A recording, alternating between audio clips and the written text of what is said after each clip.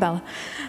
So in 2012, I started this journey of my own exploration on what on earth social fabric is and what community is and what actually this town that I live in, what it's about and who the people are that live here. So in 2012, I begun this journey in trying to create a kind of mini social fabric in Auten Road Intermediate School.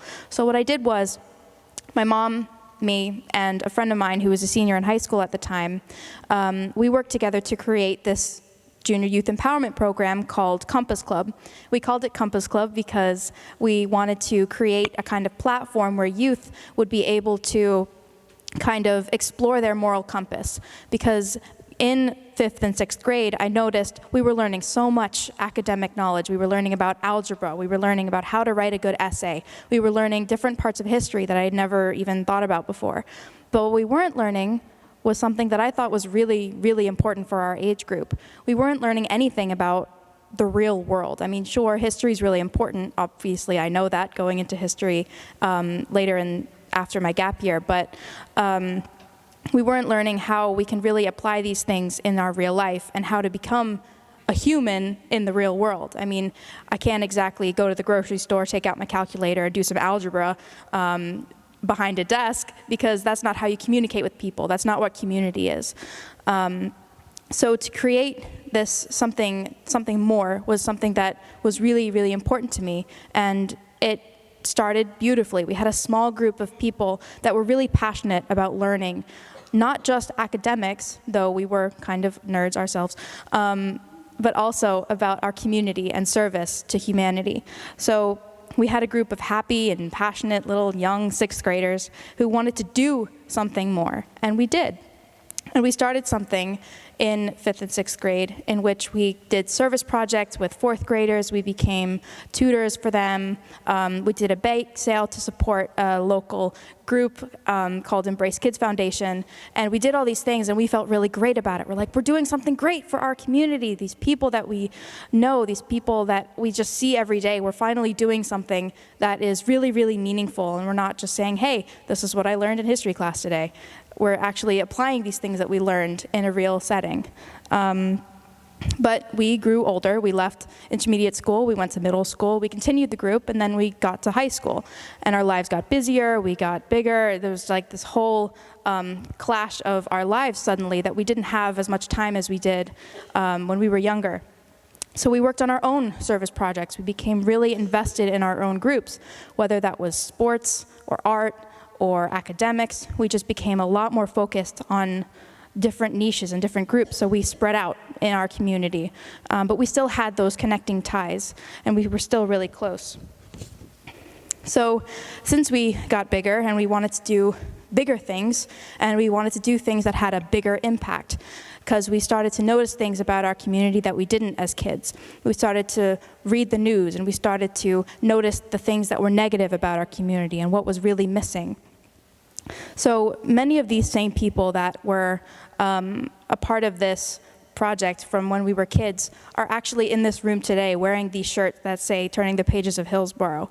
And these people are really amazing in so many ways because they are working to create this community from the ground up, right? Like Mr. Callens mentioned that quote of small groups creating change for the world. And I think these people are the beginnings of making change in Hillsborough, because we've noticed there's something missing in Hillsborough. Like Gabby had to walk out because she has this idea that Hillsborough is just like a bunch of gas stations, when we're hoping and we're trying with this event, with other things that we are working on, to make it more of a community with a real social fabric.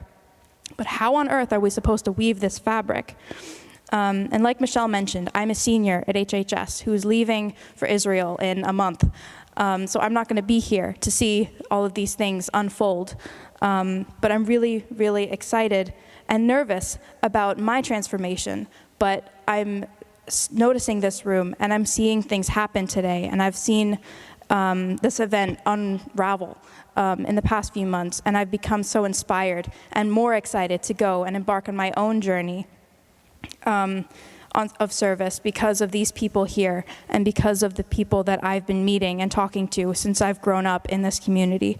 And I'll definitely be leaving here with people who have the best interests in this community and don't want just their names to be remembered. They want their actions to be remembered. Not even them specifically, but what their actions do.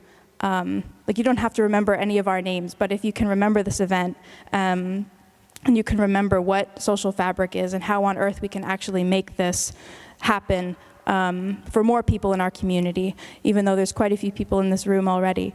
And I can't wait to come back in a year to see how the social fabric in this community has been woven and how people in this room have grown to create it to be stronger and more phenomenal than it already is.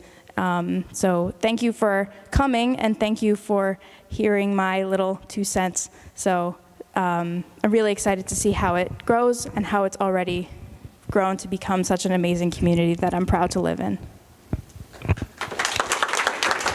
So I have a question, because Bella's talking about social fabric, right? And so Bella's talking about that creation of social fabric and how it continues to evolve, and it's not dependent on a person, but a community and a connection between us all. It's kind of, we started with that conversation today.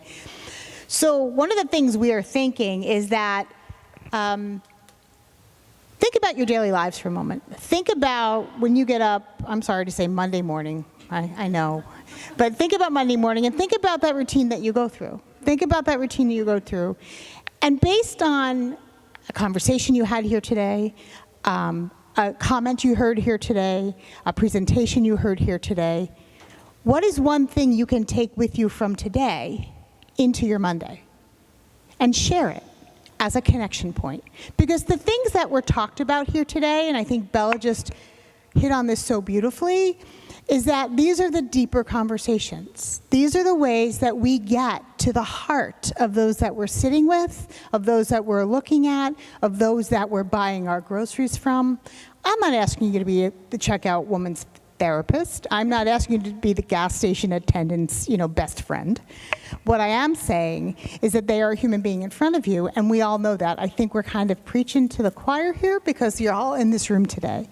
But think about what you can take from today. So I would ask, and if I have any volunteers, that would be fabulous.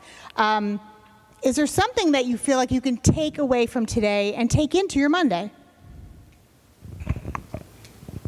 And even if there's no one who wants to immediately raise their hand, because we've just sprung this question on you that can be a pretty big question after you've been listening to such inspiring speeches all day. We have different colored index cards. They're quite large on your tables, not the green ones, but the other color. They're either yellow or pink or blue or purple or something. They're on your tables. You can take a pen and also write down what you think could be something that you might want to take into your Monday. So you can take a moment to think about it, maybe write something down. If you have an idea you want to give to the crowd, we'll be here with microphones. So if you have anything you'd like to write down, please do. This will also be part of that database that Dr. Assini wants to collect of what people in Hillsborough really want, not only what have they learned in their community regarding race, but also how on earth do we create the social fabric from the ground up in very simple, small little ways. So please take a moment to do that.